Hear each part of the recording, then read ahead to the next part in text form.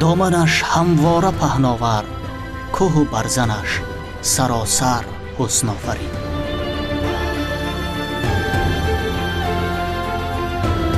آن جایی که با همان نظافت و دلرباییش تماشاگاه هزاران گردشگران جهان است.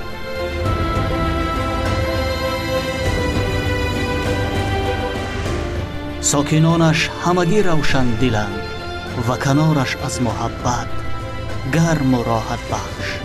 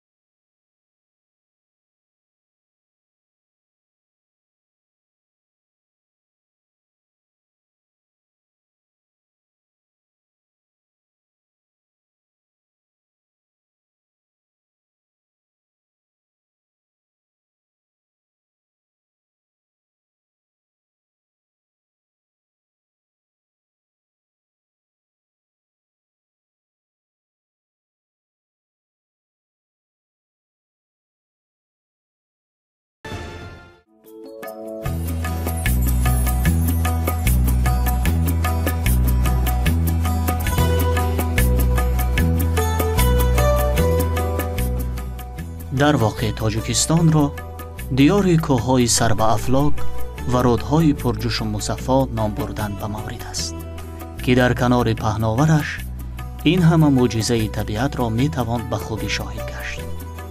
این قله‌های پرسکوت که هزاران گنجینه بای را در خود نهان دارند، نه تنها زینت بخش سرزمین ما، بلکه نشانه از قوی‌تنی و سربلندی هر فرد باننگ و آری تاجیک است. بدخشان همان نگین بی‌بهای ما در میان کوه‌های عظیم است که با طبیعت افسونکار ده‌ها حیوانات‌های نادر را به آغوش گرفته است. سیر به گوشه‌های آن واقعاً خیلی جالب و گواراست. راه از دو جانب قله‌ها، رود پرتقیان 5، پرنده‌های بلند پرواز و تیز چنگال و نگاه حیوانات‌های کم نظیر از هر یک تماشاگر این مکان عقل و هوش می‌ربایند و تا رسیدن به ناحیه‌های آن خستگی را احساس نمی‌کنید.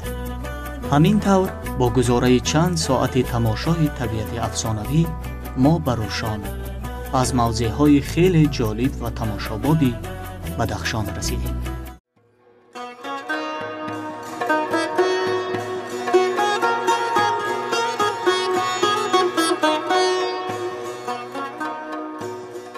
روشان یکی از ناحیه‌های کلانترین ولایت مختار کوهستان بدخشان است که از طول تاریخ تا حال از گوشه‌های نادر و دارای تمدن غنی کهن بنیاد تاجیکان موجودیت دارد.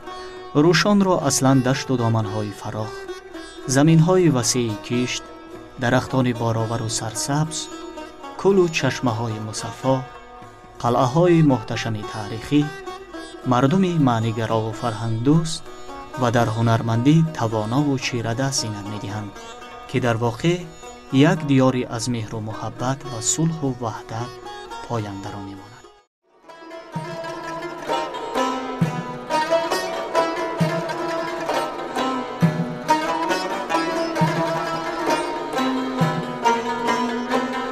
ناحیه روشان یگانه گوشه پهنا دارای زمین‌های وسیع حاصلخیز و در کشاورزی پیشرفته‌ترین ناحیه ولایت مختار کوهستان بدخشان است که به این حد و به این طرز رشد گشته بودن ساحه مذکور را در اینجا در خاک زرخیز اراده استوار مردمش میتوان معنی داد کرد که همه روز پای تلاشند و مهنت دوست میباشند.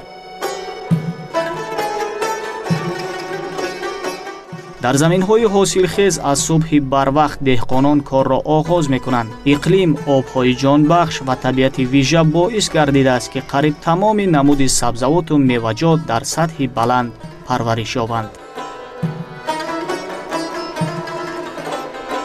طبیعت روشن و طبیعت معتدل داخل می‌شود، یعنی که زمستان خنکی تو 20 درجه میرسد، بعضی وقتا گرمی گرم از 35 بالا نمیره. الان در همین چی ما اصلا همه چیزو کشت میکنیم. بغیر از ذرات سیتروسی. ذرات سیتروسی فقط در خانه پرورش کرده میشن. بعضی و در اینجا کارتوش که میروید، سبزی، پامیدور، بودرینگ، لیکن فقط یک حاصل میگیریم. برای حاصل دوم باره وابستگی به بود هوا دارد، چون که اگر بود هوای ماه اپریل و مای گرم بیاید ما میتوانیم بعضی چیزها را در ماه یول آگوست دوم باره کش کنیم. محصولات هست، دیخانو محنت کردگی محصولات خوب رو نرد خیلی باششون خود دیده سوده. کارتوش که علاقه برآورده سودیم، کرم، سبزی، بودرینگ، این چیزا باید پامیدور تاوز نپخته است. در برابر سبزوات و میوه‌جات همچنین دهقانان کشتی غله را نیز به راه ماندند که در میدان‌های وسیع آن کشتی زراعت‌ها نیز خوب جریان گرفته است. همساله دهقانان ناحیه از زمین‌های خود حاصل فراوان به دست آورده دیگر نواحی ولایت مختار کوهستان بدخشان را با سبزوات تر و تازه و میوه‌های خوش‌لذت تأمین می‌نمایند.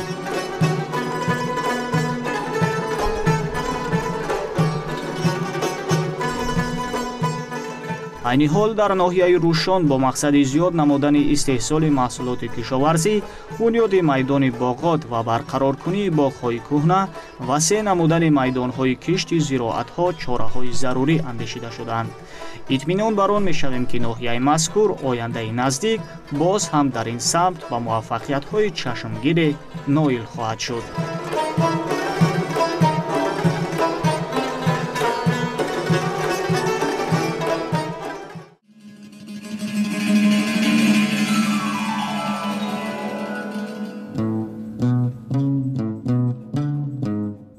در ساحه فرهنگ ناحیه روشان که از مهمترین بخش‌ها میباشد، روز به روز دگرگونی‌های کلی و پیشروی‌های روزافزون به چشم می‌رسد. امروز مسئولین بخش فرهنگی ناحیه با برنامه‌های جالب فرهنگیشان به هر یک ذوق بلندی معنوی و فراغت نکو می‌بخشند. در ناحیه هر ماه یک قطار آزمون و چاره‌بینی‌های فرهنگی در سطح بلند دایر گردیده، استعدادهای بالالیاقت دریافت می‌گردند.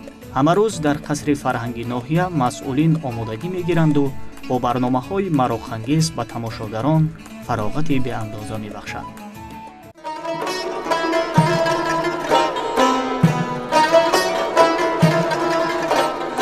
در حدود ناحیه برای بلند برداشتن معرفت فرهنگی، کتابخانه‌های زمانوی با بهترین شرایط خدمت‌رسانی، خانه‌های مدنیت، مکتب‌های موسیقی و آثارخانه‌ها فعالیت می‌نمایند که همه روز به ساکنان خدمت می‌رسانند.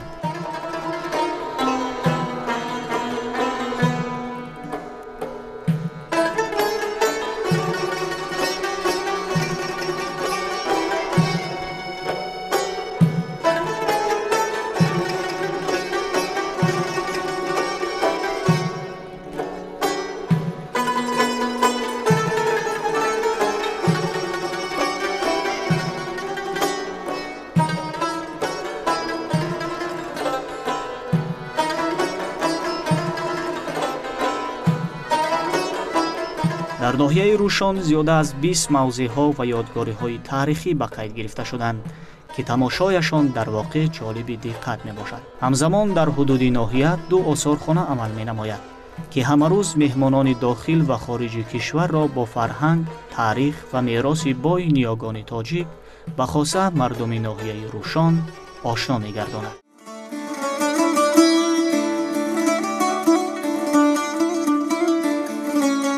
هنروران نامآور و ممتاز روشان در مدت سالها میان خود یک زمره هنرهای دستی را رونق بخشیده تا به امروز معمول نمودند. با شرافت زمان صاحب استقلالی در دایره سالهای رشد دهات، سیاحی و هنرهای مردمی، چندین هنرهای قدیمی نیاگان دوباره در این گوشه باستانی احیا گشتند و گلدختران و بانوان همواره با آنها روی آوردند. در ناحیه روشان از قدیم الایام همین گلدوزی های چه بودن، پشمریسی، جورا بوفی، همین توق دوزی، مهر بوفی از قدیم الایام همین موی بوفی همین ها وجود داشتن. از صنف اشتم سر کردم تا انا همین 6 ساله رسیدم که دولم همین خیمه اش موندم و عذر قولیم بوفی میکنم. آدرس بافی کورس میگذرونم. شاگردو دارم، آدرس بافی شاگردو دارم در تعلیم کلون سولون. در اینترنت جمعراوی قولین بافی میکنم. قریب در هر یک خانه شاهد صنعت بلندی هنرمندی روشانیان می‌گردید که در واقع جالب و بی‌نظیرند. بانوان روشانی نه تنها از رشته بلکه از پشم حیوانات هم هر گونه هنرمندی می‌کنند و نمونه عالی هنرهای دستیشان را به فروش می‌برند.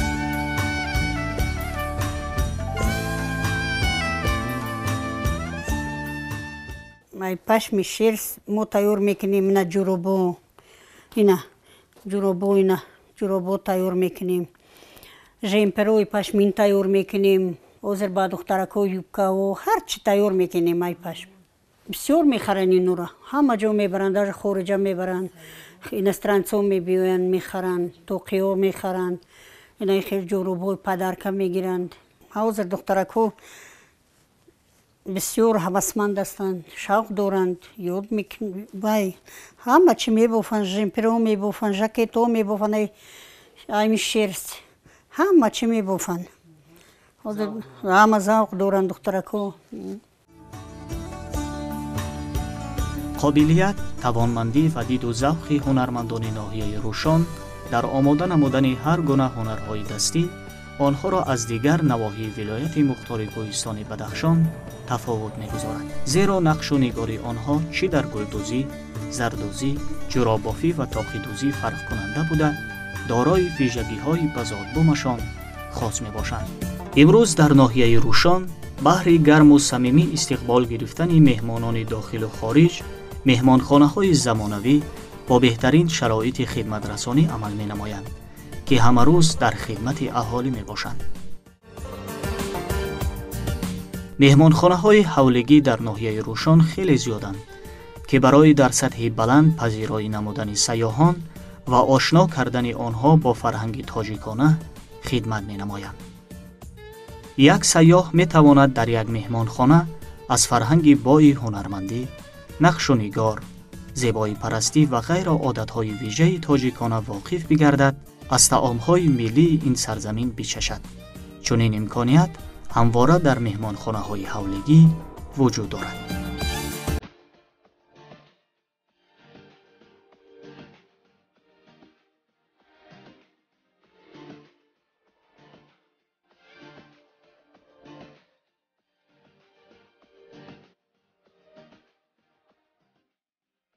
مهمانخانه‌های حولگی در اینجا ساختن در کار برای شهروندان دیگر منطقه و مدنیت همین سنت های مردم بدخشان نشان دادن در کار.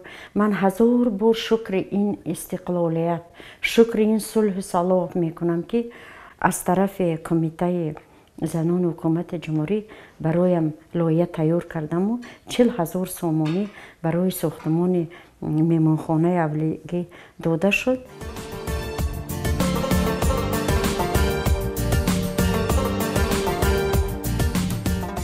چون ناحیه روشان یکی از موضع‌های خیلی تماشاباب سیاحی است، چون این محیط زیبا امکانیت فراهم می‌آورد تا سیاحان در مهمانخانه‌های برهوا فراغت خوش نموده تأثیرات نیک از سرزمین پهناور تاجیکان و خاصه از بام جهان داشته باشند.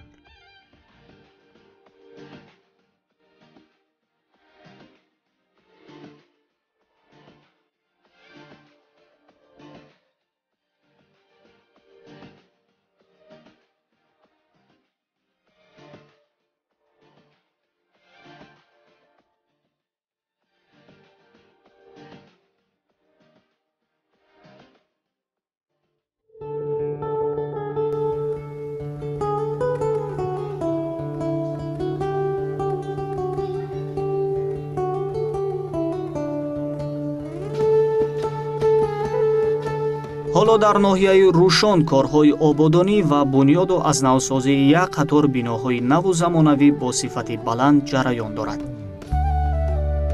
در دایره سالهای رشد دهات، سیاحی و هنرهای مردمی ва бо мақсади сазовор истиқбол гирифтани ҷашни 30-солагии истиқлолияти давлатӣ корҳои сохтмонӣ дар бештар аз 10 банд аз ҷумла сохтмони муассисаҳои таълимӣ, бунгоҳҳои тиббӣ, боғчаи бачагона, варзишгоҳи хурд ва бунёди гӯшаи дилхушӣ барои кӯдакону наврасон идома доранд, ки дар оянда симои ноҳияи Рӯшонро боз ҳам зеботар менамоянд.